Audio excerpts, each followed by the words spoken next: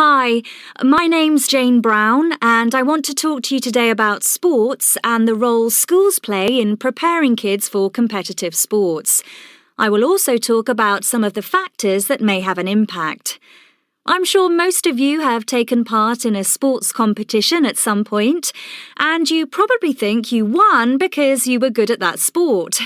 You might not think about the facilities you had access to, especially during your education, and the role they played in your success. Well, one important factor is facilities. You might raise an eyebrow, but let's face it, you need to have access to sport facilities in order to participate, so that comes before participation. It is also important to get specialist coaching and a weekly timetabled space.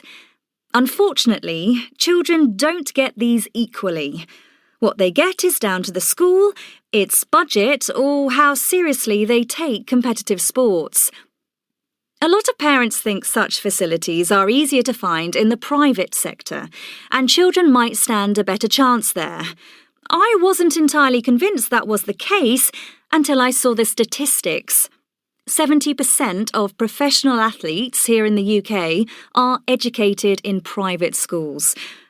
The figure speaks for itself. Also, parents need to spend money on equipment, sports clothing, or extra coaching, or even travel to different parts of the country to take their kids to various competitions. This is massively important in children's choice of sport. That's why sports such as football are so popular, as it is easier for children to get involved in them. This takes us back to my first point, that opportunity comes before talent.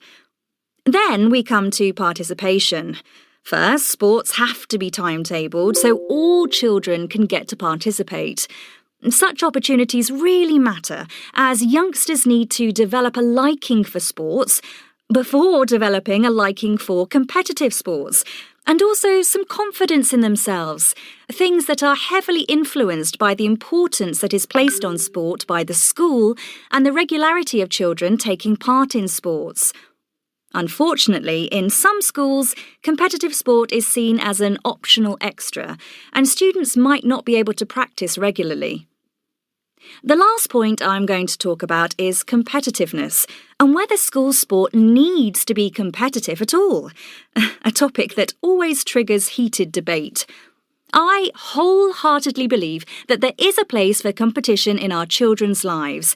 It can drive them to perform at a higher level, and they can learn to manage their nerves and stress levels, but they really have to be healthy competitions. Unfortunately, parents always associate competitions with winning, and they may fail to teach their children other important aspects, such as losing and dealing with defeat. Children need to recognise that when things don't go their way, there are strategies they can use to make them feel better. These are the things that children can learn through sport quite early on. You might ask, what about those who are not good at sports and the pressure they feel? That needs both teachers and stronger students' cooperation. It is all about engaging those students and encouraging the stronger ones to help them. So, to sum up,